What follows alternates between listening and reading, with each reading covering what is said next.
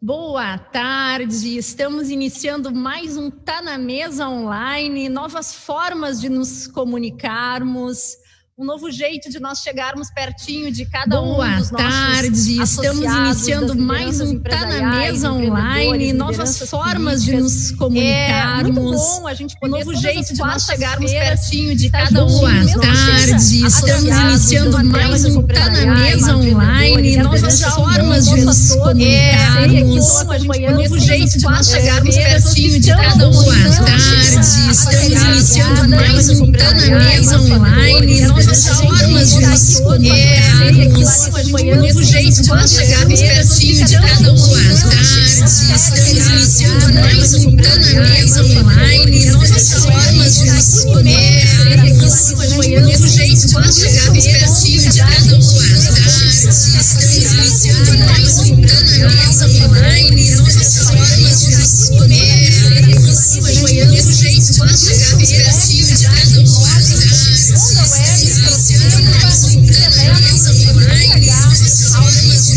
E também a parceria do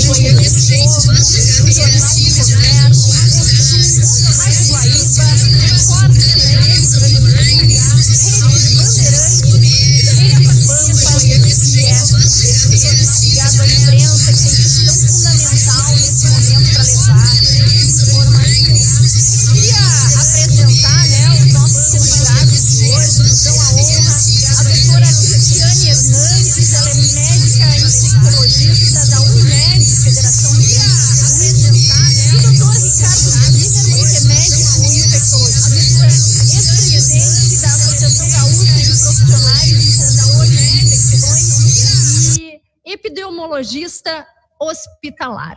É muito interessante, né? Eu procuro me manter bem informada, então eu leio muito, eu acompanho as notícias, seja elas pela imprensa ou mesmo pelo Google, e quanto mais eu me informo, menos eu sei. Essa é a sensação que eu tenho nesses últimos tempos.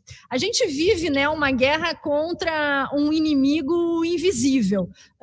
Muito se tem buscado saber, mas eu confesso para vocês que hoje existem pontos divergentes, né, nessas colocações sobre como nos proteger, é possível se proteger, precisamos todos estar infectados, 70% das pessoas precisam estar infectadas para que a gente comece uma vida, ou volte a ter uma vida normal. Como é que a gente se relaciona com os nossos familiares? O Rio Grande do Sul, em que momento nós vamos ter uma curva mais acentuada e hospitais lotados? Não vamos passar por isso. Então, eu queria passar a palavra para os nossos convidados, justamente para a gente poder entender um pouquinho melhor, a partir, né, desta visão de cada um de vocês, da expertise profissional de cada um de vocês. Então, a gente vai iniciar com a doutora Cristiane, na sequência o doutor Ricardo, e ao final nós vamos fazer um debate, porque eu acho que também é oportuno. Nós convidamos dois especialistas para que nós tenhamos justamente esse ponto de vista de dois profissionais. E me agrada muito a gente ter, né, uma mulher e também um homem, para que nós tenhamos esse complemento de informações. Então, seja muito bem-vinda, doutora Cristiane. É uma satisfação a gente contar com a tua presença aqui no nosso Tá na Mesa. Então, pessoal, boa tarde. Olá a todos. Eu que agradeço o convite, é um prazer poder estar aqui conversando com pessoas tão bacanas, e especialmente com o Ricardo, meu colega, né, que eu admiro muito.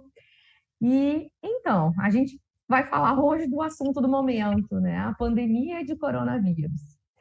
Há mais ou menos 5 meses, nós estamos vivendo uma situação bastante ímpar, pelo menos para a nossa geração, né? Uma situação muito diferente. De uma hora para outra, mudamos totalmente nossos comportamentos, ficamos isolados das pessoas mais queridas, né, nossos familiares, nossos amigos, até mesmo dos nossos colegas de trabalho. De uma hora para outra, muitas incertezas, como a Simone falou antes, tomaram conta da nossa vida, muitas notícias. Hoje a gente está numa época em que as notícias chegam muito rápidas, com uma velocidade gigante, e de uma hora para outra, notícias de todos os lados, e às vezes conflitantes, nos deixaram, então, cheios de incertezas e também com muito medo, né, gente? Vamos combinar que nós ficamos com muito medo nesses últimos meses, um medo de sair para a rua, ou um medo até mesmo de voltar para casa se a gente tivesse que sair para a rua, né? Eu sei de muitos colegas profissionais que acabaram alugando apartamento, ficando em hotéis, em outros locais e não voltando para casa com medo de poder contaminar os seus familiares. Então, diante desse cenário, nós temos estudado muito e realmente as informações eu acho que a gente ainda tem que aprender muito, né? Eu acho que as informações elas ainda são muito conflitantes. Eu ouvi de um colega um tempo atrás, e eu repito sempre que eu posso, que nós estamos trocando pneu furado com o carro andando, né? E isso é o que está acontecendo. Nós estamos tendo trabalhos, estudos sendo feito enquanto a gente também tem que estar tratando e fazendo o melhor para o nosso paciente, né? Então, o que eu gostaria de trazer aqui, né, é uma visão, assim, ao mesmo tempo pessoal, ao mesmo tempo também como gestora de um serviço, uma operadora de plano de saúde, que é o caso da Unimed. Enfim, eu gostaria de trazer aqui que o que nós temos hoje? O nosso estado, a gente tem percebido singularidades dentro do próprio estado, dentro do nosso país e no mundo todo, né? O Ricardo provavelmente vai falar em números muito bem na sequência, mas o que eu gostaria de colocar aqui, que o que nós estamos vendo no nosso estado, através do estudo epidemiológico que tem sido feito, é que nós estamos avançando gradativamente em relação ao número de infectados, né? Isso é visível, isso a gente tem percebido, mas nós estamos avançando de uma maneira lenta, a gente não está avançando com aquela rapidez que está acontecendo em outros locais. Então, como eu disse, dentro do próprio país, nós temos diferenças muito grandes epidemiológicas, e isso o Estado está mostrando, e isso as notas oficiais do governo estão nos mostrando também, que a gente tem essas singularidades. Dentro do nosso próprio Estado, nós também temos essa diferença.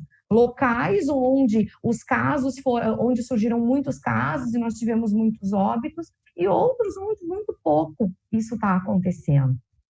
Então, isso nos faz pensar que nós temos que olhar para esses locais de forma diferente. Nós não podemos ter a mesma conduta para todos os locais, né? E ainda, o que eu também gostaria de dizer em relação a essa singularidade é que a gente não pode deixar de olhar para o nosso paciente como o centro do atendimento. O centro do atendimento não é o médico, não é o serviço de saúde, o centro é o paciente. É aquele indivíduo que está lá, sintomático respiratório, ou aquele indivíduo que não tem sintoma nenhum, mas ele tem fatores de risco para adoecimento, ou mesmo aquele indivíduo jovem sem fator de risco, mas que está com muito medo e que vai precisar voltar a trabalhar. Porque nós estamos passando não só por uma crise de saúde, nós estamos passando por uma crise econômica, uma crise política, uma consequência da outra. Bom, não temos tanta certeza, talvez vamos ter certeza disso daqui a um tempo, né? Mas então, diante de todas essas singularidades, eu penso que a gente precisa nesse momento trabalhar especificamente, não estou dizendo aqui que a gente precisa ficar em casa ou que a gente precisa ir para a rua, né? O que eu quero dizer é que se eu precisar ir para a rua, eu preciso orientar o meu paciente quais as melhores medidas, como que ele vai voltar para a rua, como que ele vai voltar para a sua empresa, como as empresas vão abrir protegendo os seus colaboradores. E aquele que precisa ficar em casa, bacana, legal, vamos ficar em casa. Quem pode, né, fica. E a gente vai orientar esse da melhor forma para que ele não fique em casa. Tá? Eu acho que eu poderia passar para o Ricardo e na sequência a gente vai debatendo. Legal, Cris, obrigada.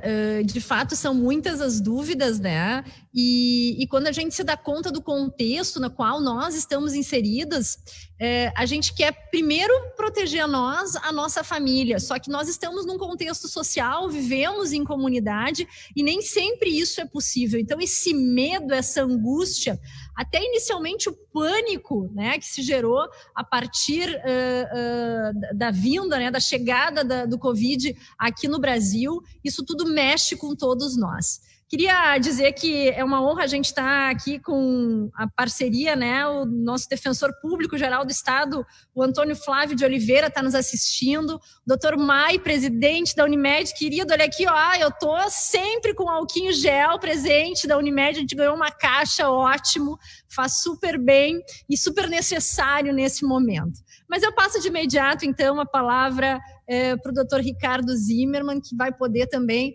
colaborar nesse nosso debate. Tá no mudo. Boa. Agora sim? Primeiramente, bom dia, porque eu não almocei ainda. É um prazer estar aqui com vocês. Cris, que eu não vejo há bastante tempo, uma grande amiga, uma grande colega. A gente tem que combinar de se encontrar em outras circunstâncias mais alegres. Eu te pago um café, a gente conversa melhor. Bem, eu acho que a gente tem aqui 3 questões iniciais. Primeiro, o desconhecido. O desconhecido nos assustou muito. Esse vírus é um vírus novo e a gente ainda sequer conhece a sua origem. Tem gente que hipotetizou que ele veio de morcego e pulou para a espécie humana. Tem gente que hipotetizou que ele veio de um animalzinho bem simpático chamado pangolim e pulou para a espécie humana. E tem ainda alguns estudos que mostram que ele é fruto de recombinações de diferentes vírus. Em um trabalho, aparentemente, 9 recombinações entre 6 vírus parecidos causaram esse novo vírus. Então, do ponto de vista virológico, ele é inédito e, por isso, ele causa toda essa apreensão que a gente sente frente ao desconhecido. E esse medo, esse pânico, foi agravado por 2 fatores. Primeiro, por superestimativa de letalidade e, segundo, por superestimativa de mortalidade. O que é isso? Quando começou a pandemia, como poucas pessoas eram testadas, não existia uma vigilância muito intensa. Os próprios critérios de diagnóstico incluíam testagem só de doentes. A gente tinha um denominador de diagnósticos muito pequeno. No entanto, o número de óbitos é mais difícil de ser perdido.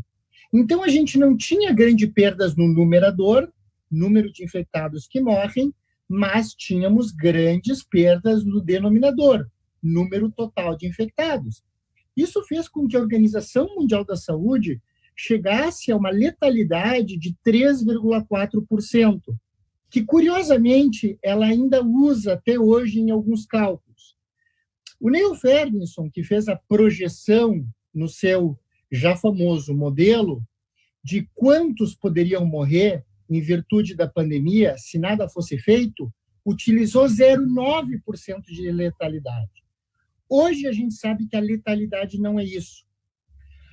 Entre os orientais, na Coreia do Sul, é de 0,9%, entre a população de Hong Kong é de 0,4%, e é possível que os asiáticos tenham uma predisposição a ficarem mais doentes por polimorfismo no gene do interferon, mas entre os alemães já cai para 0,2%, entre nórdicos cai para 0,1%, e tem alguns dados sugerindo que na Islândia vai ficar em torno de 0,05%, e acabou de sair um preprint, quem tiver interesse, do professor John Ioannidis, fazendo uma revisão sistemática de dados de sorologia, de exposição, que nos dão a real capacidade de prever a letalidade. Eu diria que a letalidade, que a chance das pessoas morrerem, vai ficar em torno de 0,05% a 0,3%. Então, primeiro ponto, a letalidade foi muito superestimada no início da pandemia, em até uma ordem de grandeza, em até 10 vezes ou mais. Bem, Ricardo, tudo bem. Mesmo que a letalidade seja mais baixa, no entanto, se um número muito grande de pessoas se infectar, a mortalidade vai acabar sendo alta. E, de fato, no início se disse que 60% a 70% das pessoas se infectariam. De onde saiu isso? Isso saiu do chamado limiar de rebanho. O limiar de rebanho depende de quão infecciosa a infecção é. Por exemplo, para sarampo, 90% das pessoas têm que estar imunizadas se não tem surtos de sarampo. E a gente vê isso quando as campanhas de vacinação caem. Aqui se estabeleceu 60% a 70%. Só que, na verdade, esses limiares de rebanho são baseados em modelos que não ocorrem nas populações, em modelos de um compartimento só. Eles partem da inferência que as pessoas se misturam entre si de maneira homogênea, que a chance de eu me infectar é a mesma chance da Cris se infectar, é a mesma chance de vocês que estão nos assistindo se infectarem. E não é verdade. As pessoas se distribuem e se misturam de formas heterogêneas em seus hubs de conectividade humanas.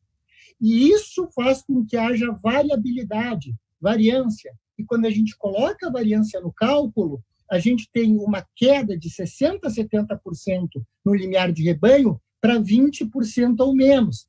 Portanto, primeiro ponto, a letalidade é bem menor do que se dizia, mais de 10 vezes menor. Segundo ponto, não é 60% a 70% das pessoas que vão se infectar, é um número bem menor. Talvez, em alguns locais, nunca se ultrapasse a capacidade de atendimento de UTI. E a Cris colocou muito bem.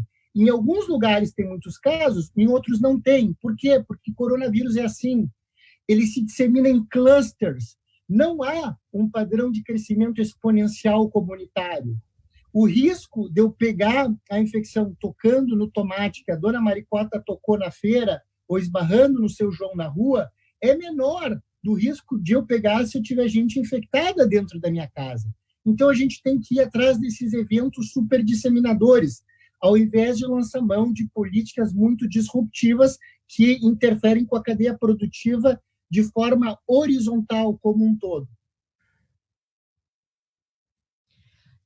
Muito bom, adorei. Eu já estou aqui impressionada com algumas perguntinhas que a gente pode fazer. Ricardo, acho que essa colocação, né, da superestimativa de mortalidade é algo que nos assustou de uma maneira inicial, né? Então, nós fomos bombardeados pela imprensa com muitas informações, ainda somos bombardeados todos os dias, né? Jornal, televisão, rádio, e sempre com aquela máxima, hashtag fique em casa. E aí a gente já começa a ouvir aqui, ler aqui algumas colocações de que colegas nos dizendo, olha, não tem como ficar em casa, preciso sustentar a minha família, né? Como é que eu faço para me proteger estando na rua? Então, a primeira pergunta que eu quero já colocar para vocês dois. A gente teve, né, momentos diferentes, decretos diferentes aqui no Rio Grande do Sul. Então, vamos nos ater primeiro ao nosso estado. Num primeiro momento, fecha todo o comércio, a indústria trabalha só com 50% e a gente mantém os bancos abertos e os supermercados abertos. Num segundo momento, a gente já vai organizando, né, e avaliando de forma regional, porque nós temos cidades, hoje ainda aqui no Rio Grande do Sul, que não tem nenhum número, nenhum caso de Covid-19 no seu município.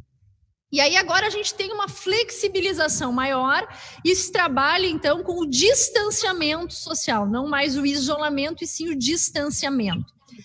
Esta obrigatoriedade do uso de máscara, como é que vocês viram essa iniciativa do poder público, do governo do estado, e ela é eficaz para que a gente possa começar a ter essa circulação de pessoas com o uso da máscara, sem que nós tenhamos um aumento no número de casos? Cris, a gente começa contigo e depois, então, o Ricardo. Em relação a isso, eu acho que a gente tem que ter muito cuidado. Eu tenho um certo receio em relação aos extremos, tá? Nós estávamos até agora com o fica em casa, todo mundo fica em casa, enfim. E de uma hora para outra, por mais que a gente mostre que os números, enfim, né, não são tudo aquilo que a gente imaginava, nós não estamos com a nossa rede de saúde esgotada na maior parte dos locais, né, falando especificamente do Rio Grande do Sul. Eu acho que a gente tem que tomar um certo cuidado no momento que a gente diz agora, vai todo mundo para a rua, né?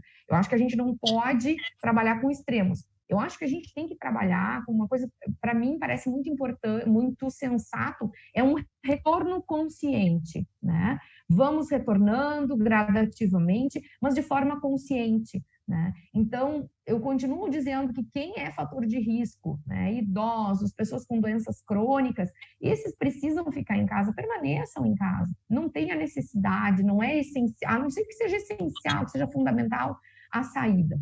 Aqueles que precisam sair, sim, vamos usar medidas protetivas que vão nos garantir ainda até que a gente tenha mais dados, que a gente veja essa evolução. Agora está chegando o inverno, né? Está vindo esse período de mudança de temperatura. Nós estamos aí com influenza batendo na nossa porta também, né? Com a gripe. Então, em relação ao uso de máscara, sim, eu acredito que o uso da máscara é uma medida eficaz, é uma medida que vai nos auxiliar. Ela é uma barreira, gente, ela é uma barreira. O vírus ele se transmite de duas formas, através das gotículas, as secreções respiratórias, as gotículas de saliva, e a partir do contato, especialmente com as mãos contaminadas. No momento que eu uso uma barreira física que vai cobrir minha boca e meu nariz, que são os principais portas de entrada, eu estou me protegendo e estou protegendo as pessoas, né? E aí a gente vem também com todas aquelas questões relacionadas ao uso da máscara, ao distanciamento, né, de 1 a 2 metros, de acordo com as possibilidades. Eu também tenho que tomar cuidado, lembrando que profissionais da saúde que estão no atendimento assintomáticos, né, tem que usar a máscara específica, né, a máscara que é recomendada para o profissional de saúde. Mas voltando em relação à máscara para a comunidade, para as pessoas, sim, eu recomendo, é uma medida eficaz de proteção para as pessoas. Bem, eu concordo com grande parte do que a Cris colocou.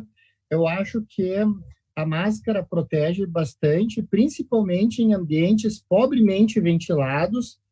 Eu só não concordo com o uso obrigatório de máscara dentro do automóvel ou numa praça ou num parque durante atividade física, mas é lógico, dentro do trabalho, em locais fechados, sim.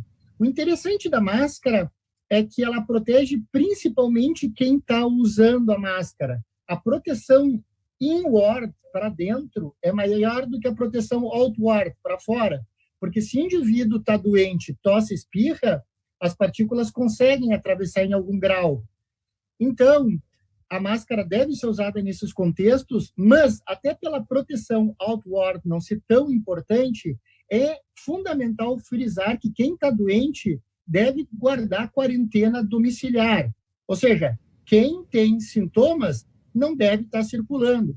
E em relação à abertura dos trabalhos, é muito interessante se lançar mão de políticas que reduzam o risco do profissional chegar doente no trabalho. Por exemplo, existe uma revisão sistemática publicada, está na página do CDC, onde a política do Pay Sick Leave reduz em 30% a chance do trabalhador chegar espirrando ou tossindo no trabalho. Ou seja, se ele tem sintomas, ele fica em casa recebendo o salário igual. Então, esse tipo de medida de proteção é baseado em evidência. A máscara é baseada em evidência. Por que é importante a máscara, além do distanciamento social? Porque se eu exalo ou eu expiro, eu acelero as partículas a 1 metro segundo. Então, as gotículas atingem 1 metro. Mas se eu tuço, eu acelero a 10 metros segundo, podem atingir 2 metros. E se eu espirro, eu acelero a 50 metros segundo, podem atingir 6. Então, apenas guardar um perímetro de 1 metro no trabalho pode não ser suficiente, ainda mais se houver um tossidor ou um espirrador. Dito isso, eu tenho um pouco de problemas com medidas que são obrigatórias. Eu acho que, se as pessoas saíram, elas estão se expondo, em tese, ao risco. Como a proteção outward é melhor do que a proteção do indivíduo que está infectado, se eu quero me proteger, eu coloco a máscara, é claro. Ninguém está me obrigando a colocar máscara. A questão de ser obrigatório me perturba um pouco, mas como médico, sem dúvida alguma, eu acho que tem que ser feito. Outra questão que eu gostaria de colocar em relação a como as coisas estão sendo feitas no Rio Grande do Sul é a falácia, na minha opinião, da essencialidade. Porque se diz, não, atividades essenciais têm que ser liberadas quando a situação tiver X, não essenciais quando tiver Y. Mas essencial para quem? Para o dono da loja da atividade Y, aquilo lá é essencial. O seu sustento depende daquilo. Então, ao invés de tentar, de forma preconceituosa e falaciosa, classificar essencialidades que não existem nos serviços, eu preferiria me basear no grau de restrição na sorologia, nos exames e nas lotações de UTI, conforme o modelo de Harvard. De acordo com o modelo de Harvard, se aumenta a restrição social quando o número de infectados passa de 37,5 por 10 mil habitantes. Curiosamente, o Rio Grande do Sul entrou em restrição social intensa quando a prevalência era de 5 por 10 mil. Ou seja, nem nos modelos matemáticos de restrição era para a gente ter entrado nesse grau de restrição que a gente entrou. Com isso, as UTIs ficaram só 70% lotadas. Isso, ou é má alocação de recurso, porque cadê os outros 30%? Será que não eram infartados que ficaram em casa? Pacientes com câncer que deveriam estar fazendo quimioterapia e poderiam ter complicado? Cirurgias que deveriam ter ido para a UTI? Ou será que, B, esses 30% que sobraram agora, como a Cris falou, estamos chegando no inverno, não podem ser 30% em excesso depois, e ao invés de 70% a gente não pode ter 130% no inverno? Então, eu acho que o timing não foi bem adequado e eu não concordo com as estratégias que são falaciosas em relação à essenciabilidade do serviço. Concordo com a reabertura, sou um defensor da reabertura, mas baseado em capacidade de atendimento. Percentual de lotação de UTI e sorologia. Temos que abrir e ver como é que isso vai resultar em relação à transmissão. Ricardo, eu queria aproveitar e retomar a palavra para ti, justamente para colocar o seguinte: a gente está nessa paranoia, né, de chega em casa, higieniza tudo, tira as frutas, passa álcool no leite, tira o sapato, deixa a roupa já na lavanderia e vai direto para o banho. O que é real em tudo isso e o que é efetivo? Se eu chegar em casa, tirar o meu sapato, guardar as compras do supermercado, higienizar as mãos, enfim, isso é suficiente ou a gente precisa ampliar ainda mais e viver, né, de uma forma completamente diferente das rotinas que tínhamos? O vírus, né, ele sai do supermercado e vem para nossa casa através da sacola plástica? A Cris foi extremamente feliz quando ela disse como é que o vírus é transmitido. O problema de hoje é a mesma coisa que é boa de hoje. Ou seja, o bom de hoje é que todo mundo tem acesso à informação. O problema é que todo mundo tem acesso à informação e muitas vezes faz uma leitura heurística, ao invés de fazer uma leitura sistemática. E aí acaba adotando medidas que ainda por cima são propagandeadas e são transmitidas de forma infecciosa para todo mundo, propagando o pânico em efeito de manada. O único elo epidemiológico de transmissão é o que a Cris falou, é o contato direto com gotículas. É por isso que um contratante tem um risco geral de 0,45% de se infectar, mas se o contato for intradomiciliar, o risco aumenta para 30%. Por quê? Porque a forma da transmissão é contato direto com gotículas. Enquanto maior a intimicidade, a duração e menor for o aerajamento do local do contato, maior o risco de infecção. É que os estudos mostram que é possível encontrar fragmentos de genes do vírus em esgoto do Rio de Janeiro, no tomate que a dona Maricota tocou, na sacola do supermercado.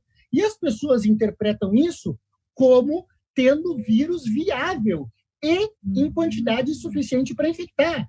Mas mesmo que eu tenha uma infecção agora, na minha nasofaringe tem que ter mais de 1 milhão de cópias por cotonetada, por suave de vírus, para eu poder transmitir a doença.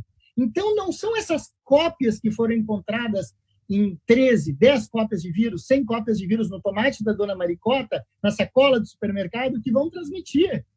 Não! Regras geral de higiene. O uso de álcool gel vai colocar esse risco ainda mais para baixo, vai tornar esse risco incalculavelmente baixo. Se eu usar álcool gel com frequência, mesmo que eu toque em alguma coisa infectada e eu der azar de ter uma quantidade grande de vírus viável, eu vou matar esse vírus rapidamente, porque ele é envelopado, ele é lipídico. O lipídio não gosta de álcool, não gosta de água e sabão. Então, se eu lavo as mãos, higienizo as mãos e evito contatos diretos prolongados, e se não der para evitar, coloco máscara, eu vou evitar a grande maioria dos casos. Só esses mecanismos são importantes epidemiologicamente. Muito bom, o pessoal está adorando aqui. Cris, tu quer complementar? Quero. Eu adoro a dona Maricota, né? Então, assim, só voltando um pouquinho naquilo que o Ricardo falou antes em relação à obrigatoriedade. Eu também acho a questão de obrigatoriedade muito ruim, né? É muito ruim quando a gente é obrigado a fazer algo, né? Que às vezes a gente nem concorda. Eu prefiro sempre acreditar e optar pelo bom senso das pessoas, né? Daí é isso. Em relação à máscara, se eu estou sozinha no meu ambiente de trabalho, mesmo que seja lá no escritório ou sozinha dentro de uma sala, por que eu vou estar usando máscara, né? Agora, eu estou me deslocando para o meu trabalho sozinha dentro do meu carro, por que eu preciso usar máscara? Então, assim, é uma questão de bom senso. Só que no momento que eu vou me aproximar de outras pessoas, estou lá, chegou outras pessoas para falarem comigo dentro do meu ambiente de trabalho, ali sim. Mas hoje, agora, no dia de hoje, a gente falar de bom senso, sendo que a gente está tratando de tantas incertezas, fica um pouco complicado. E aí eu acho que a questão da obrigatoriedade acabou entrando, né? Mas eu também acho que essa questão de obrigatoriedade, ela não é boa. Não é boa em nenhum cenário, tá? Em relação às máscaras, então, é isso. Eu também concordo que locais abertos, né? Qual a vantagem? Né? Ou se tu tá sozinho, também qual a vantagem? E só complementar essa questão da higiene quando chega em casa. Parece que só agora a gente se lembrou que é importante tu higienizar as coisas que tu vai colocar na tua geladeira, né? Então, assim, se eu opto por lavar o tomate, que 10 mil pessoas botaram a mão até ele chegar dentro da minha cozinha, ou os ovos que saíram lá da galinha, se só agora eu optar por isso, gente, não é o coronavírus, né? Tem outros vírus, outras bactérias que estão lá naquele tomate todo ceboso que a dona Maricota compra, né? E que é válido eu lavar, eu higienizar, não é pelo coronavírus, né? Em relação aos vírus respiratórios, seja gripe, seja coronavírus, ela higienizar as mãos, né? Isso é que é o importante. Mas um detalhe em casa, né? Tem em muitos locais isso já era utilizado, é a questão do sapato, né? O sapato que tu usa na rua não seria o mesmo sapato que tu vai utilizar dentro de casa. Eu acho que isso é um hábito muito saudável, né? A gente trocar os sapatos, assim, dentro do domicílio não utilizar os mesmos, ou se utilizar, higienizar bem de trazer para dentro. Assim como com nossos pets, né, cachorrinho, enfim, que a gente leva para passear, chega em casa, tem que higienizar as patinhas, né, antes de trazer ele para ficar em cima do nosso sofá, da cama, enfim. Era só esse comentário que eu queria fazer em relação à fala do Ricardo. Eu acho ótima essa parte da higienização da casa, do sapato, porque eu sempre tive esse hábito. Só que é tão difícil com marido e filho, e agora eu tô dizendo, olha o Covid, eles estão algum amor, agora chego em casa, tiro o sapato, troco, mas é uma questão de hábito mesmo, e tem um lance, como eu falei inicialmente, da paranoia, né, as pessoas assim, higienizando tudo, passando álcool em tudo, é uma questão meio maluca, né, eu digo, gente, calma, né, no nosso prédio, na empresa também, tem algumas coisas que passam até no limite do bom senso. Mas tem uma pergunta aqui interessante, ó. O que há de novo sobre a resistência do vírus às temperaturas altas? É verdade que em temperatura acima de 24 graus ele sobrevive por pouco tempo? E aí eu já emendo com uma pergunta que é com relação a tudo que a gente está vivenciando no norte e nordeste do Brasil. Quando a gente percebe, né, que São Paulo, pelo número de habitantes, enfim, mas região sul, então, Santa Catarina, Rio Grande do Sul, Paraná, nós temos uma realidade completamente diferente do norte e nordeste. Então, eu queria que a gente pudesse avançar nessa questão da temperatura e também entender, né, o que está acontecendo no norte e nordeste, que está tão desassociado com o que acontece no sul do Brasil.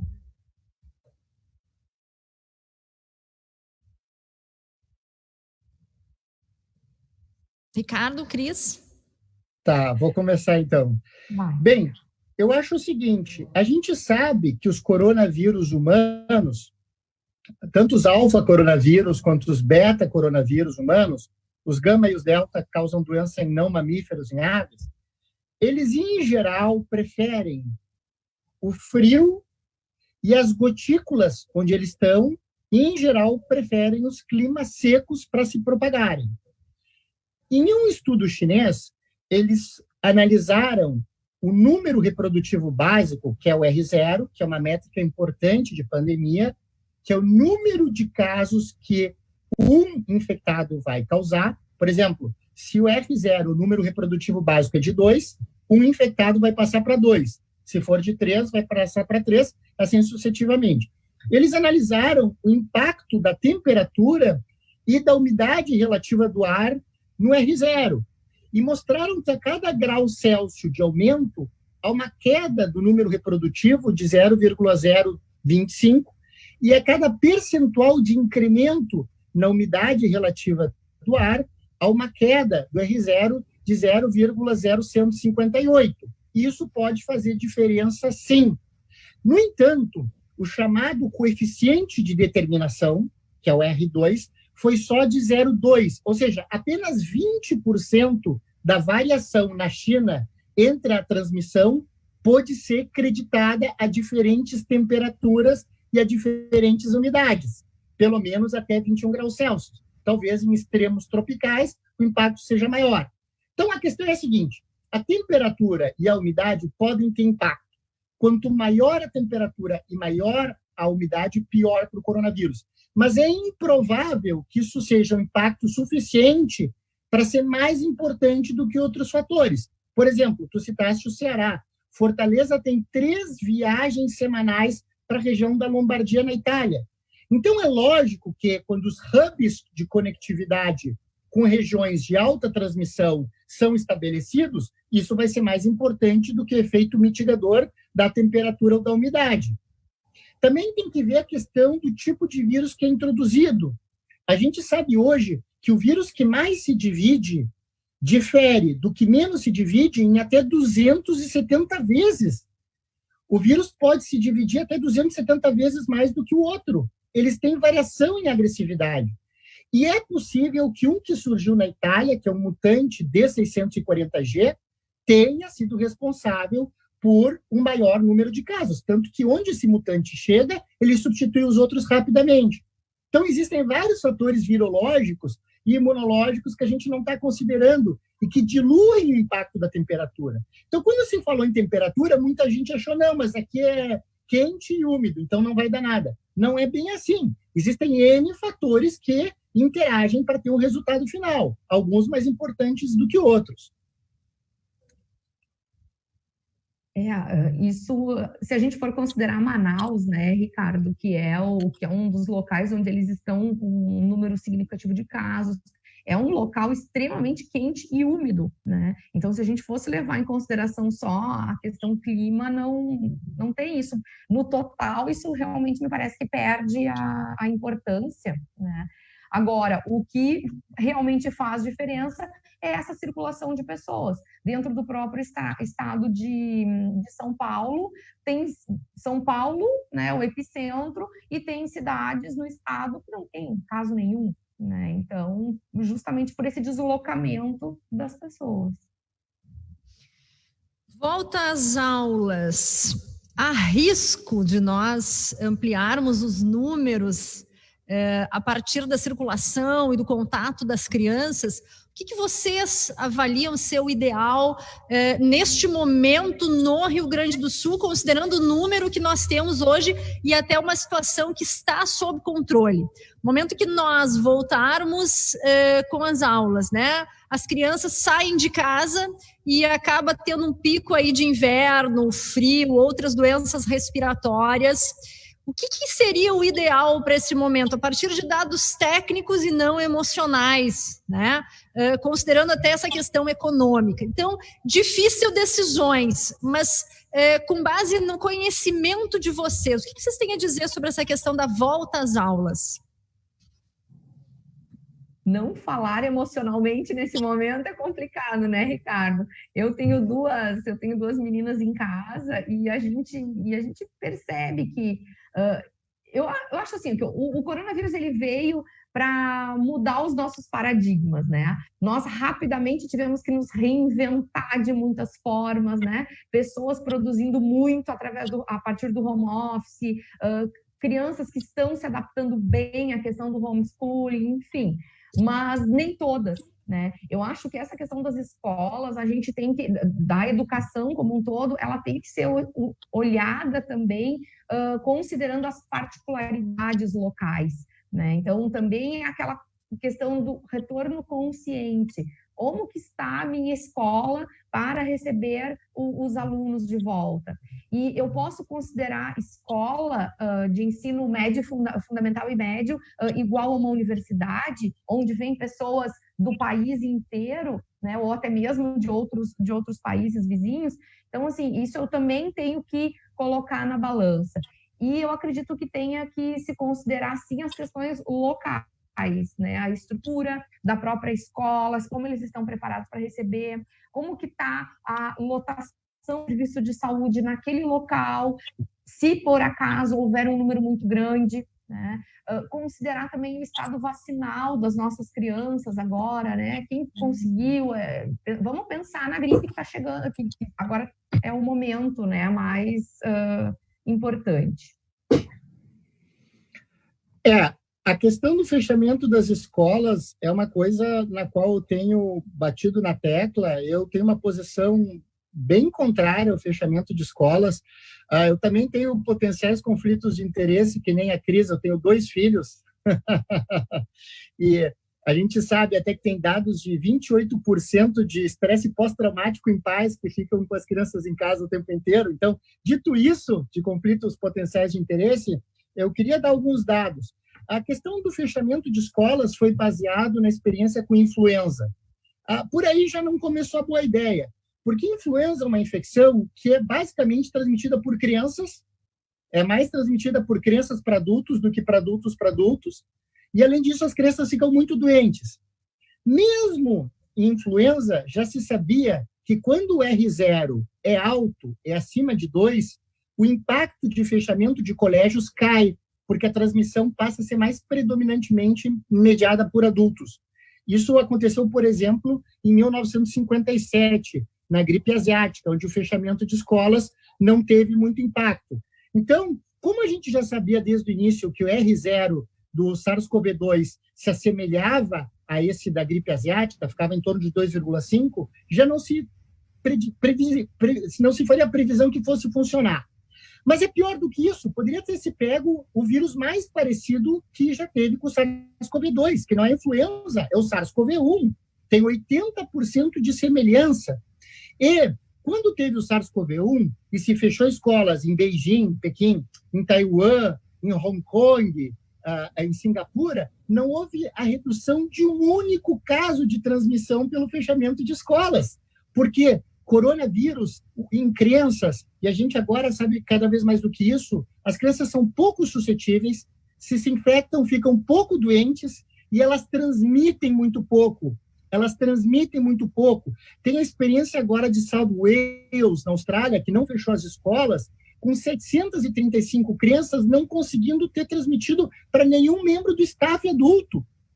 Existe aquela criança dos Alpes franceses que entrou em contato com mais de 100 crianças e adultos e não transmitiu para ninguém. Então, o papel da criança na transmissão, epidemiologicamente, é muito baixo. Primeiro ponto. Segundo ponto, o papel da disrupção social e econômica do fechamento de escolas é enorme. Tem experimentação mostrando uma queda de até 3% do GDP nos Estados Unidos com 8 semanas de escolas fechadas, 1% no GDP inglês com 12 a 13 semanas de escolas fechadas. Modelos matemáticos sugerindo aumento de mortalidade, porque 30% dos profissionais da área da saúde têm crianças dependentes. Se o absenteísmo passa de 15% entre esses profissionais, aumenta a mortalidade. O principal preditor de riqueza de uma nação é o grau de educação de suas crianças. Crianças não são super spreaders. Finalmente, saiu um editorial agora numa revista vinculada à British Medical Journal dizendo: hora de abrir as escolas. Crianças não são super spreaders. Esse é o título. Então, existem revisões sistemáticas, existem editoriais, existem estudos. Em relação a isso, eu vou bater um pouco mais de força no martelo. Eu acho que as escolas tinham que reabrir. Concordo com a Cris, universidade é outra coisa. Mas, por exemplo, até 16 anos, não sei como é que se chama hoje em dia, na minha época era segundo grau. Primeiro e segundo grau tem que reabrir, na minha opinião. Ensino médio. Mas é muito, muito interessante essas colocações de vocês, especialmente o Ricardo, porque eu acho que é uma quebra de paradigma, assim. A gente tem hoje uma informação, e eu confesso, né, muito leiga e até ignorante, né, no assunto. Eu entendia que se nós reabríssemos as escolas, justamente no momento de inverno no Rio Grande do Sul, a partir de junho, nós teríamos um contágio maior e aí sim nós teríamos a superlotação dos hospitais, pronto-socorro, postos de saúde, enfim, justamente porque não só o Covid-19, mas outras doenças respiratórias acabam atingindo, né, muito mais as crianças que são suscetíveis, e aí tem um maior número, então, de leitos ocupados. Isso não é verdadeiro, então, na opinião de vocês. Nós não vamos ter um incremento. Eu queria avançar um pouquinho mais, porque muito se fala que nós vamos ter um incremento nessa curva, né, no Rio Grande do Sul, a partir do inverno. Isto é verdadeiro? Eu só vou começar porque é uma complementação do que eu tinha dito. A Cris tem razão. Influenza, pneumococo, tudo isso pega mais em criança e tem vacina. Então, é fundamental que as crianças tenham uma boa cobertura vacinal para essas outras doenças, claro. Mas, assim, quem morre por Covid, morre porque não recebeu o tratamento de medicina intensiva que precisava receber, ou, a despeito de ter recebido, morreu igual e morreria igual. Não se espera superlotação de UTI pediátrica por Covid, porque a chance da criança, mesmo com comorbidade, ter doença grave por Covid é baixa. Claro, influenza, pneumococo, isso são outras doenças. E tem que bater na tecla. É uma gafe imperdoável alguém ter uma doença imunoprevenível. Quem aqui não tomaria a vacina para Covid, seja de DNA, de RNA, assim que saírem? Todo mundo vai tomar. No entanto, na China, onde se fez todo esse escarcéu, 1 a 2% dos adultos são vacinados para influenza. Nos Estados Unidos, que vai ter uma perda trilionária, a maioria dos adultos não fez a vacina para influenza ainda. Então, é esse tipo de alocação de recursos também que a gente tem que conversar. Eu acho sempre muito interessante que o Ricardo ele consegue trazer muito as questões em números. Eu acho isso realmente muito, muito bacana. Mas tem uma outra coisa que a gente tem pensado, que pode haver uma superlotação, como o Ricardo vem dizendo, mas não por Covid, mas por toda essa demanda reprimida, né? Eu trabalho hoje também trabalho num serviço público de saúde, em que diminuiu significativamente o movimento de pessoas que necessitam do acompanhamento por outras patologias, porque estão em casa para não se expor ao coronavírus, né? Então, no momento agora que houver essa agora já está havendo a flexibilização, a gente tem que se dar conta que a gente tem toda uma demanda de saúde de outras questões, né? E que estão lá reprimidas. Na hora que começar os serviços de saúde vão ter que se superar no atendimento. E nem estou falando de doenças graves, né? Porque as doenças graves não ficaram em casa esperando, se cuidando do coronavírus. Eu estou falando de outras doenças que nós precisamos controlar, o diabético, o hipertenso, a minha própria população de pacientes HIV positivo, que eu estou monitorando todos à distância, sempre que possível, né, e que estão aguardando para poder retornar para o serviço de saúde. Né? Então, eu acredito que tenha esse aumento de demanda. Mas até mesmo na questão de doenças graves, eu acho que muito direcionado pela mídia, né? A gente conhece casos de pessoas que estão, de fato, em casa, esperando passar essa onda do Covid para buscar assistência médica para doenças que deveriam ser tratadas, um nódulo no seio, 30 dias é muito tempo, 60 dias nem se fala, pressão alta, não, eu tô com pressão alta, mas eu tomo um chazinho, eu vou esperar, porque se eu for para o hospital eu vou morrer por outra doença, pelo Covid. Então, assim, eu acho que a gente criou, né, nesse sistema, assim, um medo tão grande nas pessoas. E como que nós vamos desmistificar tudo isso? Essa nossa conversa aqui, ela é fundamental. A gente até depois divulga, deixa à disposição, coloca trechos para poder municiar as pessoas também com informações mais claras. Mas tem um certo aspecto de que a mídia, né, com essa hashtag Fique em Casa, também faz com que as pessoas se amedrontem demais. E quando a gente vai olhar a curva de outras doenças, né? Quantas pessoas morriam no Rio Grande do Sul? Quantas pessoas estavam internadas no Rio Grande do Sul no mês de maio, nos últimos 5 anos? É absolutamente maior, superior do que do ano de 2020. Então, as pessoas ficaram menos doentes em maio de 2020. Então, essa questão também, ela acaba sendo muito complicada e atinge especialmente a área médica. Os hospitais, né? A gente tem contato com hospitais do Rio Grande do Sul, do interior, estão vazios. Né? Tem gente que está com dificuldade de pagar a folha de pagamento porque não está fazendo cirurgia eletiva, porque não está realizando check-up e outros exames.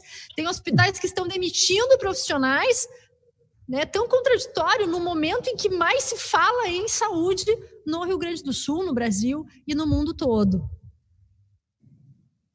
No início, ali em março, início de abril, quando começou né, essa questão do isolamento social aqui no país, especialmente no Rio Grande do Sul, nós tivemos, inclusive, uma grande quantidade de colegas médicos que optaram por se afastar, né? Tanto que hoje se sabe que alavancou a telemedicina no Brasil não foi o Conselho Federal de Medicina, não foi governo, foi o coronavírus, né? Que realmente alavancou, porque muitas pessoas optaram por sair da linha de frente dos atendimentos justamente com medo, e aí muitas pessoas ficaram desassistidas nesse contexto. É verdade, tem hospitais filantrópicos privados que dependem de receita, que não recebem tanto dinheiro do SUS como recebem os universitários, que desativaram alas inteiras que poderiam estar gerando receita, e tem 2 pacientes lá jogando truco. Agora tem um só jogando paciência, porque o outro foi embora. Então, é claro que isso tem impacto negativo que ninguém está considerando, porque quando as pessoas viram o modelo do Ferguson, outros modelos, elas se assustaram com a distância potencial entre o número de pessoas precisando de UTI e a capacidade de atendimento. O que ninguém se deu conta é que se fica toda a economia fechada, a capacidade de atendimento ela não se mantém constante, ela cai. Aliás, se não se desrompe tanto a economia, ela pode subir. A Bélgica, por exemplo, está tendo um número muito alto de casos. Mas se a gente pega outros países da Europa, que tiveram um número tão alto de casos, ou um pouco mais baixo de casos, mas não desromperam tanto a economia como a Suécia, por não desromper tanto a economia, conseguiu triplicar o número de UTIs. Então, isso aí também é importante. A gente tem que ter um ponto ótimo entre a capacidade de financiar o sistema de atendimento, a velocidade que a gente vai acabar a pandemia e o número de casos que a gente vai permitir que ocorram. É aquela história, se a gente deixar todo mundo preso em casa, todo mundo trancado, a gente não vai ter ultrapassado a capacidade de atendimento. mas a capacidade de atendimento pode ir caindo na medida em que o financiamento para a saúde cai. Só que a gente não acaba nunca a pandemia e não dá jamais a perspectiva para que os pacientes de risco, porque os idosos saiam em casa. Porque como a pandemia não é sincrônica, sempre vai ter alguém tendo casos em outra parte do mundo para ir reinocular os casos em quem não foi exposto. Por outro lado, se a gente quiser acabar com a pandemia em um mês, faz barracas públicas do beijo, faz raves públicas, infecta todo mundo e acabou a pandemia. Mas é a capacidade de atendimento ultrapassada. Então, a gente tem que encontrar um meio termo. Vamos abrir a economia que financia também a capacidade de atendimento para que ela se mantenha reta ou aumente, mas vamos monitorar o grau de infecção para restringir um pouco mais se a gente for prever o colapso do sistema de atendimento de pacientes críticos. É isso que tem que ser feito. O desafio vai ser achar algum paciente no Rio Grande do Sul que esteja contaminado e que se disponha a ser o ente na barraca do beijo. Olha aqui, ó, Ricardo. A aplicação do modelo de Harvard não pressupõe a testagem em massa da população. Como resolver a questão da falta de testes? E eu aproveito esse gancho para falar sobre municípios que estão testando e que, de alguma forma, estão sendo punidos, né, em função de toda a métrica do governo do estado, municípios que não têm testagens e que estão levantando a bandeira e dizendo, olha, no meu município tem pouquíssimos casos. Então, eu acho que essa questão da testagem hoje, né, ela acaba sendo uma polêmica também, especialmente aqui no Rio Grande do Sul, quando nós temos, né, as bandeiras que todas as semanas elas são colocadas e dentro do dimensionamento das bandeiras e do número de casos, número de leitos, aparece essa questão da testagem muito forte. Então, falando sobre o modelo de Harvard, da testagem em massa, o que vocês pensam sobre isso? Como é que no Rio Grande do Sul, né, a gente tem discrepância entre municípios que estão testando e agindo com verdade? Eu friso isso, né? A gente tem que cada vez mais agir com verdade, mostrando o que de fato está acontecendo, ao invés de ficar colocando, né, para baixo do tapete o número de casos que são também expressivos, principalmente nas maiores cidades do Rio Grande do Sul. Queres falar primeiro, Ricardo? Eu vou te deixar falar primeiro, Cris. Tá bom. Então, em relação a essa questão de testagens, sim, né, a gente até, antes de iniciar, a gente já estava conversando um pouquinho, seria fundamental a gente ter testagem em massa da população, né? Isso é fundamental, para que a gente possa realmente entender como que estão os nossos casos, quem, né, já tem... A gente brinca que o sonho de consumo hoje não é viajar para Paris, é ter um IgG positivo para coronavírus, né? Mas até que ponto a gente também estaria protegido, enfim, né? Isso são situações que a gente precisa considerar. Só que, por outro lado, a gente também tem que tomar um certo cuidado, porque hoje essa testagem, os testes que estão disponíveis, o padrão ouro é o PCR, né? O PCR dessa secreção lá do cotonetão, que nem o Ricardo falou antes, lá daquela secreção da nasofaringe, que tem uma sensibilidade ali no melhor momento, que seria entre o 3º e o 10º dia de início dos sintomas, tem uma sensibilidade que não chega a 70%, né, 63%, 67%.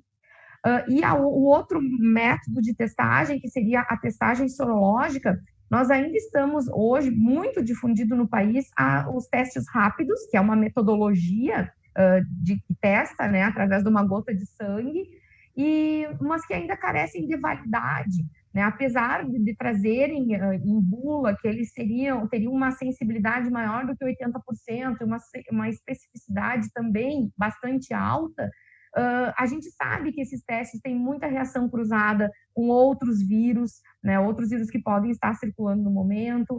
A gente também não pode garantir que aquele indivíduo que não apresentou, né, o IgM ou o IgG, enfim, eu tenho bastante dificuldade de afirmar que é um caso transmissor ou não a partir desses testes sorológicos, que é o que hoje está sendo difundido, especialmente aqui no Rio Grande do Sul. Nós tivemos uma distribuição grande de testes rápidos para os municípios, e a gente sabe que todos eles têm uma limitação metodológica, né? Então, se o Ricardo puder acrescentar algumas coisas ou contrapor algumas coisas, eu agradeço. Tá no mudo, Ricardo.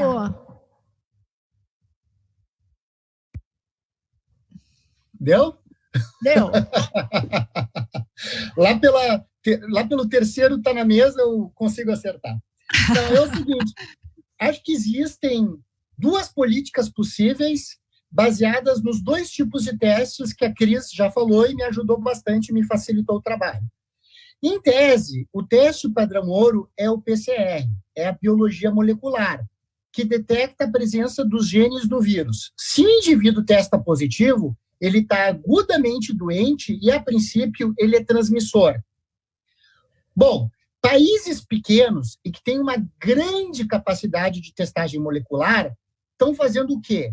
Coreia do Sul, Vietnã, Hong Kong, Islândia, eles testam, diagnosticam e vão atrás dos contatantes e fazem uma política de caça aos contatantes. Search and destroy. Eles procuram o inimigo, eles acham o inimigo e eles matam o inimigo, o vírus, deixando as pessoas em isolamento. Só quem está infectado.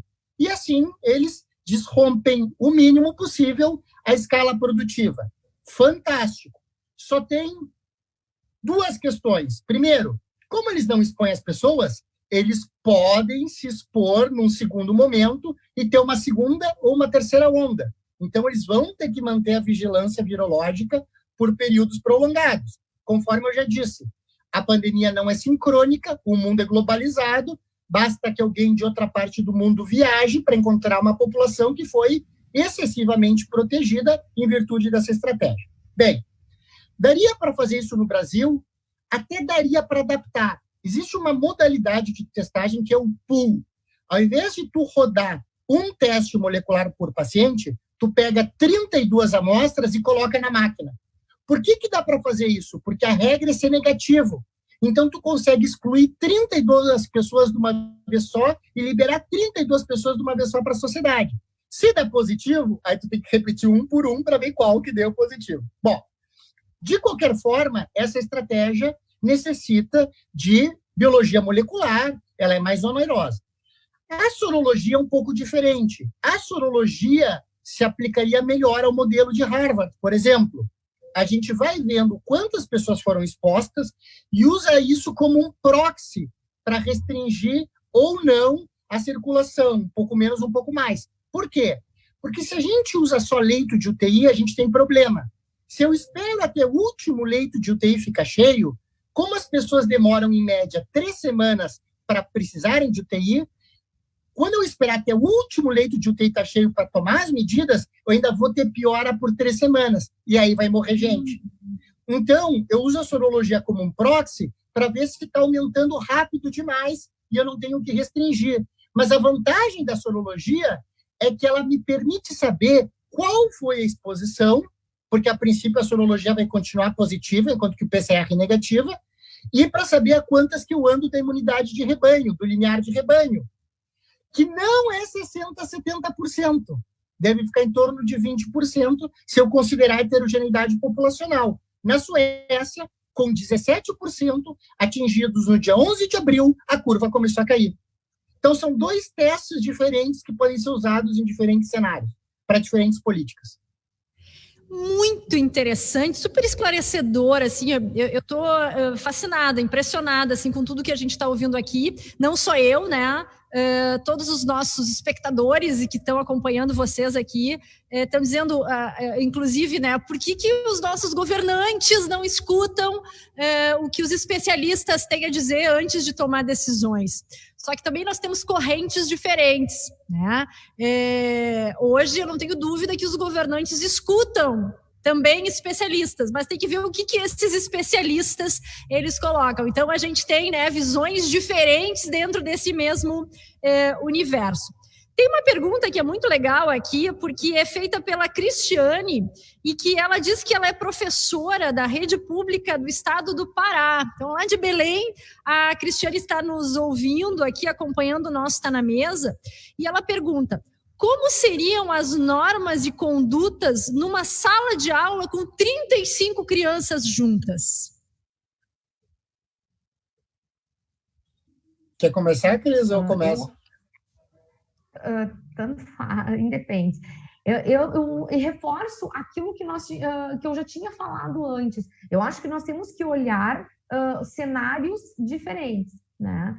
O Pará, a gente sabe que Belém, Imperatriz também é um outro município que eles estão passando por uma situação bastante complicada em relação às suas demandas de saúde, né? Nós temos colegas lá, eu tenho conversado com alguns, e eles estão, assim, num cenário bastante caótico em relação aos atendimentos de saúde, né? Então, nesse contexto, a gente também tem que levar em consideração o sentimento da população, né? Quando a gente vai tomar algumas medidas.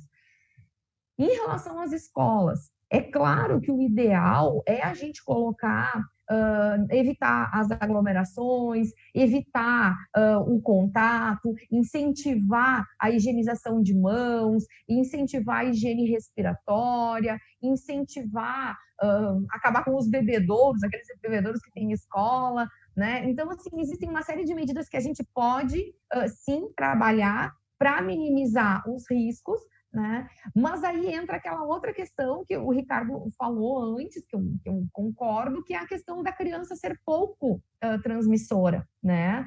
Ou praticamente quase nada, enfim, né? São coisas que a gente deve considerar.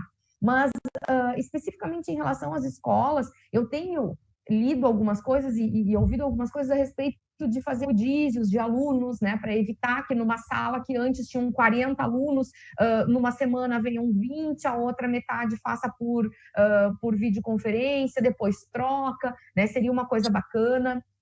Uma outra coisa legal também, se pudesse ter, né, barreiras físicas entre as classes, também seria uma forma muito bacana de agir. Agora, um detalhe, né, criança pequena utilizando máscara ou utilizando face shield para ir para a escola, é algo que na nossa realidade fica bastante complicado, fica bastante difícil eu dizer, bom, volta à escola e todas as crianças com máscara ou face shield.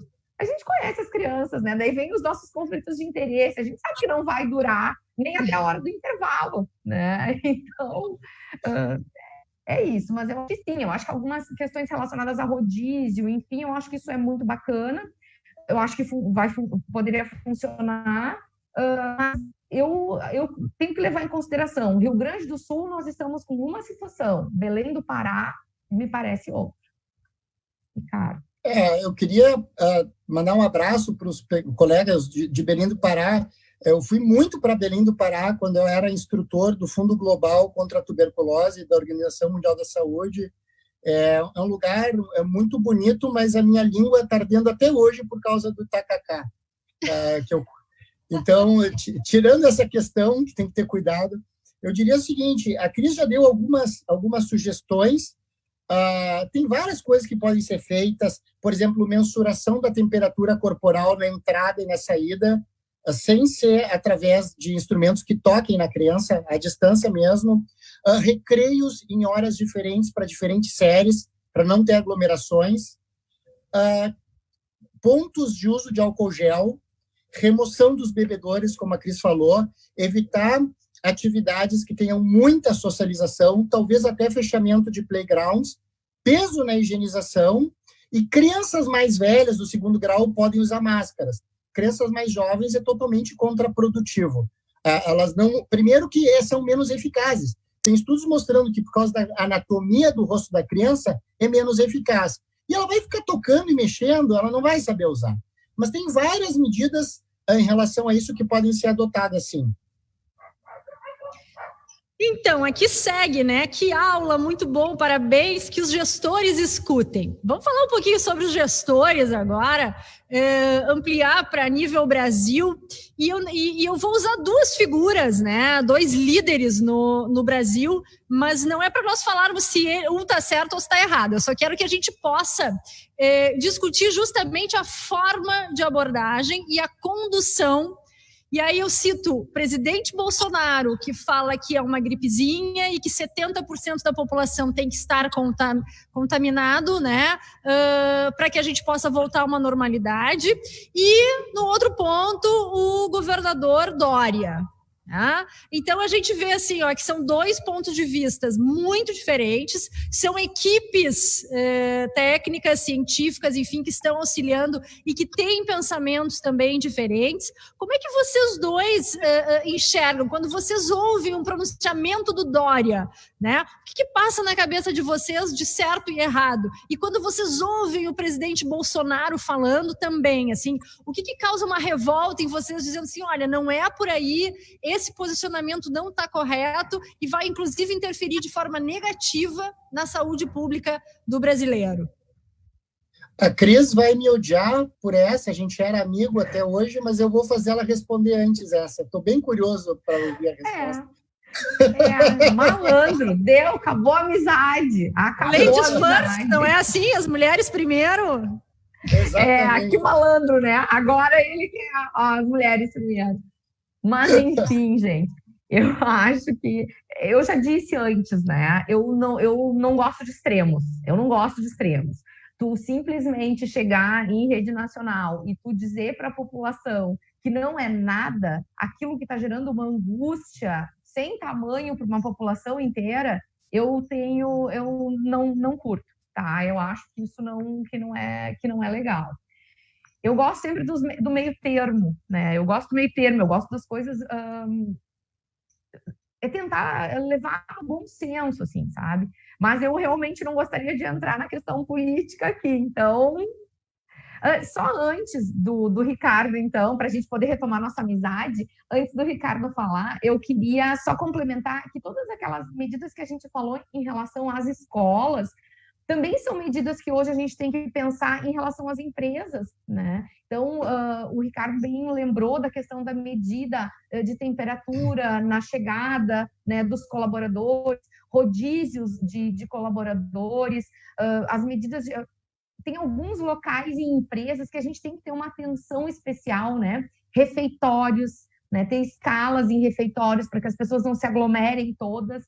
Ontem eu estava numa live com uma outra colega infecto e a gente dizendo, né? O horário do almoço é sagrado, o horário da refeição para o colaborador, para todos nós, ele é muito importante. Então, a gente sabe que sempre gera aquela aglomeração em cima dos buffets, enfim. Então, reorganizar esses locais onde as pessoas se aglomeram e que certamente vão estar sem os seus EPIs, que é na hora do lanche, na hora das refeições, na hora do descanso. Então, muitas empresas têm lá o seu local de descanso, né, o fumódromo, enfim. Então, esses locais é que têm que ser olhados com bastante atenção nesse retorno consciente às atividades. E agora, meu querido... Acho que é o momento mais esperado então agora, Ricardo. Bom, primeiro eu vou começar dizendo que eu não tenho conflito de interesse político nenhum, não sou filiado a nenhum partido. Vou confessar que tem eleição que eu nem vou votar. Eu sou muito defensor de que o modo econômico é superior ao modo político na geração de riquezas. Mas dessa vez eu vou me posicionar. Eu acho mais defensável a posição federal do que a posição do Estado de São Paulo, em particular no que tange a questões de liberdades individuais. Por exemplo, tem coisas que aconteceram no Estado de São Paulo que eu não concordo, limitações impositivas no direito de ir e vir, até questões de possibilidade de confisco de material de EPIs da iniciativa privada. Eu acho que a propriedade privada é algo que tem que ser protegido sempre. Quando a gente não protege a propriedade privada, a gente não está causando um bem para a comunidade, isso eu acho que é um equívoco, não dá para, em nome do bem comum, aproveitando que as pessoas estão assustadas, confiscar EPI material de uma empresa, por exemplo, como eu ouvi falar que aconteceu em São Paulo. Espero até que não seja verdade, enfim, mas eu ouvi falar que isso aconteceu e procurei me informar. Em relação à questão de ser uma gripezinha ou não, a letalidade é a mesma letalidade de uma gripe. Isso não há dúvida, tá certo. Podem gostar do presidente ou não, mas é verdade. O problema é a mortalidade. A mortalidade pode ser maior se a gente não se cuida, se a gente não lança mão das medidas de controle de infecção que a gente tem que lançar. Mas, em última instância, quem é o responsável pelo seu próprio cuidado é o paciente, a autonomia do paciente. Isso também me faz resistir um pouco à obrigatoriedade de colocar uma máscara. O problema é que se a gente assusta demais a população com dados que não são verdadeiros, as pessoas abrem mão das suas liberdades individuais. Então, a gente tem que dar a informação correta para que elas definam se vale a pena abrir ou não das suas liberdades individuais. Pode soar meio ideólogo, mas eu vou morrer abraçado na ideia de que a minha liberdade é talvez o meu bem maior.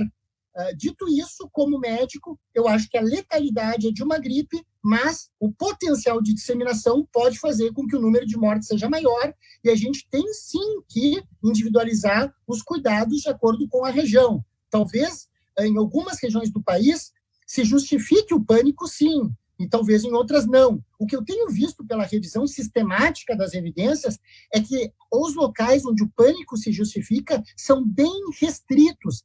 Bérgamo, na Itália, Nova York, nos Estados Unidos, são hotspots, o que tem tudo a ver com o conceito de disseminação do SARS, que é em clusters. Para vocês terem uma ideia, no SARS-CoV-1, que já passou, 76% das pessoas não eram infecciosas. O R0 era menos do que 1. Em contrapartida, 6% tinham um R0 acima de 8.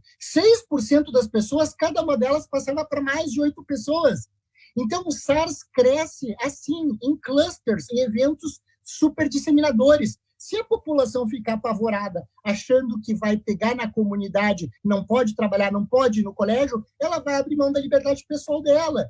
O que é justo para as pessoas é receberem informações e elas também têm que ter a responsabilidade de fazer a leitura sistemática dessas informações para que elas possam, afinal de contas, acharem o que é melhor para elas e para seus familiares e tomarem uma decisão esclarecida.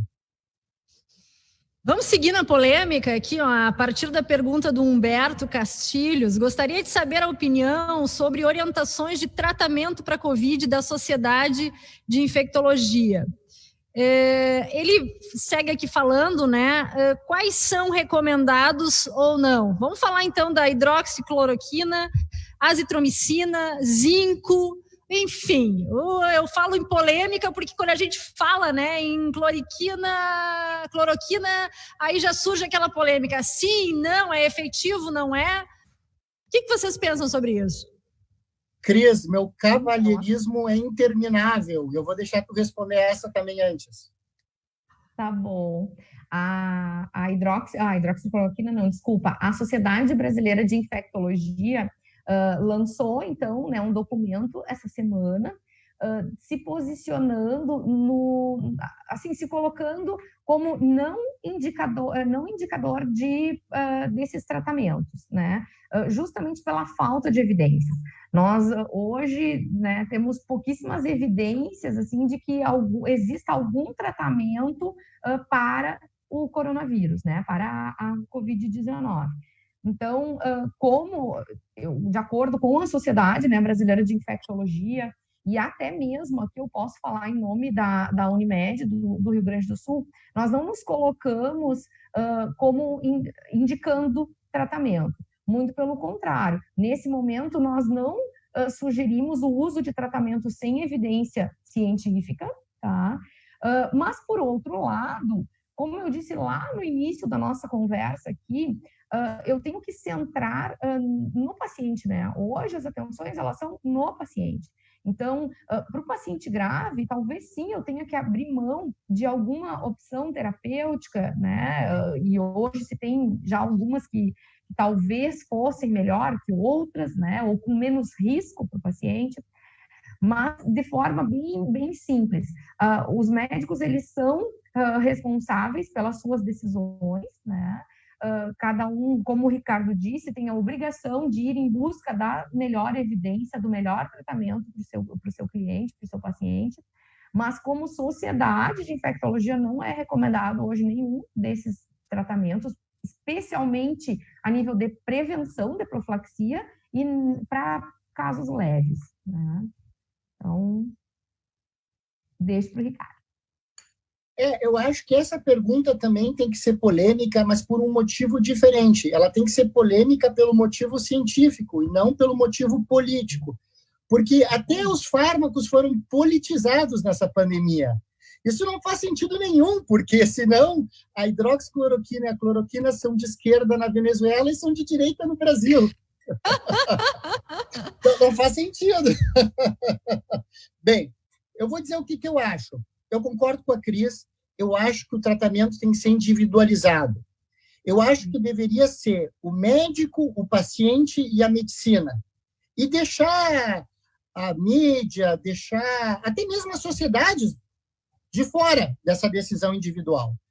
Em relação ao documento que foi recém-lançado, eu não acho que ele seja muito útil para o médico que está à beira do leito.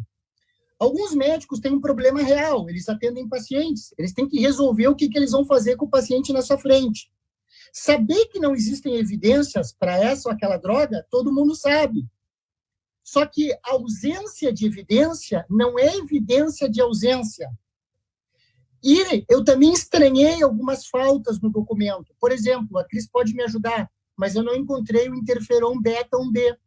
O interferon beta-1b, que é um fármaco muito difícil de usar porque é muito caro, tem estudo randomizado comparando ele com lopinavir, ritonavir e ribavirina, com só lopinavir e ritonavir, em Hong Kong, publicado no Lancet, mostrando redução pela metade do tempo necessário para curar o paciente. Ele não apareceu. A ivermectina não foi nem citada. Medicina baseada em evidência também é citar fármaco com potencial eficaz, mesmo que não tenha estudo. Nesse caso, tu coloca, o grau de recomendação é frágil e é apenas opinião de especialista, mas tu cita, que é para o colega saber que existe como opção. Até porque tem um caso controle em pré-print saindo com resultados extremamente promissores. Então, também estranhei a falta da ivermectina. E em relação à cloroquina e hidroxicloroquina, se a gente fizesse uma Funnels Plot, que é uma avaliação da leitura seletiva das evidências, seria muito interessante. Porque há polarização. Alguns colegas iam te mostrar só os estudos negativos, outros iam te mostrar só os estudos positivos. Por exemplo, saiu um estudo chinês agora, mostrando que em pacientes críticos de UTI, doses baixas de hidroxicloroquina reduziu mortalidade de 47,4% para 18,8%. Saiu agora. Por outro lado, tem estudos que mostram que ela é inútil. Então, existem vários estudos contraditórios e é por isso que cabe para o médico, para o paciente e para a medicina, e não para a sociedade estabelecer o melhor tratamento para aquele paciente, porque a sociedade não vai ter que explicar para o familiar depois se o paciente morrer. Então, a sociedade tem que ter um papel educacional e tem que tentar se livrar de alguns vícios políticos. Sim. Não é momento de ficar fazendo cartinha de repúdio de frase de um ou outro político. É momento de sentar e fazer análise das evidências. Tu sabes que eu acabei de... Só queria colocar mais uma questão em relação a isso. Eu concordo com o Ricardo que a falta de evidência, eu também não posso deixar o médico desassistido do tipo, não tem nada para ele usar. Mas aí é que eu tenho que individualizar, né? Eu tenho que individualizar e orientar as poucas evidências, mas naqueles pacientes que realmente precisam, e não deixar isso aberto, assim, dessa forma, né? Bem politizada, bem, né, polarizada, como tu disseste. Nessa questão de individualizar, tem uma pergunta aqui que diz o seguinte: uma pessoa que apresente sintomas gripais deve iniciar o protocolo de medicação para o COVID, pois o que vemos é uma pessoa só sendo medicada quando já apresenta sintomas mais graves, como falta de ar, e aí fica mais difícil o tratamento. Olha, eu vou começar respondendo essa. A gente sabe que a doença tem 2 fases, e esse é o grande problema de tratar COVID. Na fase inicial, o paciente está bem. Ele pode não ter sintomas ou pode ter sintomas leves. A questão é que se a gente é muito agressivo nessa fase inicial, a gente pode sim estar fazendo mais mal do que bem, no momento em que a grande maioria das pessoas, principalmente quem não tem fator de risco, vai bem, mesmo que não se faça nada.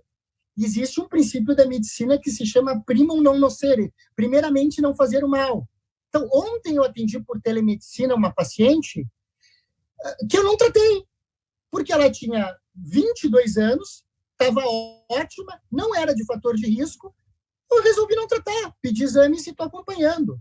Talvez, se fosse um paciente hipertenso, diabético, de 65 anos, eu desse ivermectina ou hidroxicloroquina com ou sem azitromicina, conforme o eletrocardiograma e o risco da associação também para o sistema de condução intracardíaco. Então, essa questão da individualização. A primeira fase é assim. A segunda fase é caracterizada por 2 fenômenos, que são relacionados à tromboinflamação. Inflamação importante, que pode encher os pulmões de líquido, e aí o ar não entra, ou formação de microtrombos, que aí o ar até entra, porque o pulmão não está cheio de líquido, mas o sangue não passa para ser oxigenado, porque tem microtrombos, coágulos, que impedem que ele passe. Aí o tratamento recai sobre anti-inflamatórios, como corticosteroides e anticoagulação. Então, dependendo da fase, existe um tratamento em potencial diferente. A arte da medicina, e a medicina é uma ciência, mas também é uma arte, é a gente conseguir entender toda a subjetividade que existe para aquele caso, e a inteligência emocional e subjetiva é importante na ausência de evidências objetivas claras, para poder prescrever o melhor para o paciente no melhor momento. Por isso que a medicina é tão nobre, por isso que ela é tão individualizada, por isso que um órgão não pode dizer para o médico que ele deve ou não fazer. Isso cabe ao médico. E o próprio conselho admite isso. É uma decisão pessoal, tem que individualizar cada caso. Concordo plenamente com o Ricardo. É essa questão da individualização. E seguindo, né, o princípio de não causar dano, na dúvida, a gente não faz, né? Melhor do que a gente fazer algo. O medo da gente começar a tratar esses casos muito leves é que o diagnóstico diferencial deles é bastante difícil, né? Com outros quadros virais. Então, daqui a pouco a gente está utilizando muita medicação para pessoas que têm outros quadros virais, não coronavírus. Né? E aí entra aquilo que o Ricardo falou, de estar fazendo muito mais mal do que bem para o paciente. Vocês estão bombando, fora, né, o que a gente acompanha aqui no Facebook, tem todo um grupo de WhatsApp aqui também. Ricardo, eu vou te dizer em primeira mão que eles estão sugerindo que a Federação faça um movimento para te assumir o Ministério da Saúde. Olha aí, que responsabilidade, hein? Que tal? Mas eu acho que isso tudo é credibilidade pelo teu trabalho também. Eu achei que gostavam de mim. Eu acho que muitas vezes falar a verdade, ser enfático e até polemizar de alguma forma contribui para o debate. A gente precisa cada vez mais esclarecer a opinião pública. Nós não podemos ter apenas uma verdade, né? Aquilo que serve para um pode não servir para o outro. E para mim, né, a chave de tudo é equilíbrio e bom senso. Tanto dos articuladores, né, dos nossos responsáveis pela saúde pública, as lideranças políticas, quanto todas as equipes que estão orientando, mas especialmente, né, bom senso também da nossa sociedade. pessoas assim que estão em grupo de risco e podem ficar em casa, devem permanecer em casa. As pessoas, né, o Rodrigo, meu marido, que sempre diz assim, não, olha, numa guerra, o jovem tem que ir para o fronte, então nós também não podemos cruzar os braços, a gente precisa fazer algo nesse momento. E nós que estamos lidando aqui, especialmente com lideranças empresariais, a partir da nossa rede da Federação, estamos já passando do nosso tempo de encerrar. Eu queria que vocês pudessem deixar uma mensagem final. E o que mais tem sido um problema para nós é a questão da previsibilidade. Para as nossas atividades econômicas, né, para todo o desenvolvimento econômico do nosso país, do nosso estado, dos municípios, as próprias decisões que nós, enquanto lideranças ou mesmo empresários, tomamos, vou demitir, vou manter os meus funcionários em férias, vou comprar mais produtos, a minha loja vai reabrir. Então, essa questão da previsibilidade, ela se torna muito importante. Na opinião de vocês, né, eu queria que pudesse complementar nessa fala final. Qual vai ser o pico e quando é que nós vamos poder retomar uma certa normalidade? Vai ser depois do inverno no Rio Grande do Sul? A gente agora tem feito todos os prognósticos em função da Expo Inter. Expo Inter sai ou não sai? A gente vai conseguir, né, voltar a reunir pessoas a partir de agosto, setembro, no Rio Grande do Sul? Então, eu acredito, né, que para finalizar, eu vou dizer que eu não sei. Eu não sei, eu não tenho essa previsão de quando tudo voltará ao normal, né? E pensando assim bem, né, filosoficamente, talvez a gente não volte ao nosso antigo normal, talvez o nosso normal daqui para frente seja outro, né? Porque eu acho que de todas as coisas ruins a gente sempre aprende muito. Então eu acho que essa reinvenção toda que nós estamos pela qual nós estamos passando, elas vão fazer com que talvez o nosso normal daqui para frente seja diferente, né? Então, eu realmente não sei responder essa pergunta. Seria bom se o Ricardo soubesse nos dizer, eu ia adorar. Mas, enfim, agradeço muito a participação, foi um prazer enorme ter conversado com vocês. Olha, conforme tu mesma colocaste, quanto mais tu estuda, menos tu sabe. O conhecimento é um balão. Quanto mais tu assopra e incha, maior é a superfície de contato com o desconhecido. O lado ruim é que tem mais de 500 coronavírus de morcegos. Não sabemos se um outro vai pular a espécie humana, não sabemos se esse vai mutar e vai evoluir. Esse é o lado ruim. O lado bom é a reação da tecnologia, com mais de 90 grupos trabalhando para desenvolver vacinas, inclusive recebendo input de como o vírus tem mutado para incluir essas novas cepas virais nas vacinas em desenvolvimento. E não só a questão de ter vacina, é a questão de ter vacina com tecnologias completamente inovadoras, nunca antes testadas, partículas semelhantes a vírus, pseudovírus, vírus atenuados servindo como vetores para entregar o genoma do vírus que nos interessa, vacinas de DNA, vacinas de RNA já inoculadas em alguns voluntários sadios. A gente responde ao vírus também, a humanidade responde também. São 70 mil anos de revolução cognitiva e eu acredito no ser humano. Eu acho que o prognóstico é bom. E a segunda boa notícia é que os cálculos estavam errados. Não vai ser 70% ou 80% das pessoas que vão se infectar. As populações são heterogêneas. A gente não vai chegar nem a 20%, 25%, talvez menos, dependendo do local. Então, o prognóstico é bom, vamos acreditar na gente, vamos tomar as medidas que a gente tem que tomar, mas vamos tocar a vida para frente. Muito bom. Eu queria, antes de encerrar, tem uma pergunta que veio, né? Quais seriam as medidas de prevenção que uma empresa deve adotar? Acho que vocês chegaram a comentar isso durante as suas falas, mas também dizer que a Federação, em parceria com o Instituto Mix, ela lançou um curso de prevenção do Covid-19. Está disponível, né, no nosso site. A gente também disponibilizou através de redes sociais. Então, é um curso rápido que cada colaborador pode fazer. A empresa, então, disponibiliza, o colaborador, o funcionário faz. Ele fica apto, então, né, no que diz respeito a todas as medidas de prevenção e ele, inclusive, recebe um certificado. Isso a gente colocou, né, até disponível para o governo governo para que a gente pudesse, para que houvesse essa flexibilização de trabalho, das pessoas poderem voltar às suas atividades a partir, né, do momento em que elas estivessem, então, aptas e sabendo como agir em grupos de trabalho. Então, está disponível no site da Federação o curso de prevenção do Covid-19. Eu quero encerrar agradecendo muito ao Ricardo, muito a Cristiane. Vocês, sem dúvida, são fantásticos, são brilhantes naquilo que fazem, né? São formadores de opinião e, para nós, isso é um embasamento muito técnico e muito completo, né, a partir de tudo que nós ouvimos aqui. Também quero agradecer a todos que nos acompanharam. A gente teve, né, a companhia de muitos que estavam almoçando. Nós não almoçamos ainda, na sequência a gente faz um lanchinho, mas valeu muito essa oportunidade de nós estarmos aqui próximos. Eu quero agradecer muito também a Seletos e o Grupo Ilex, que estão nos oportunizando essas transmissões, essa parte técnica, para que a gente chegue da melhor forma a cada um de vocês. Então, eu desejo uma boa tarde.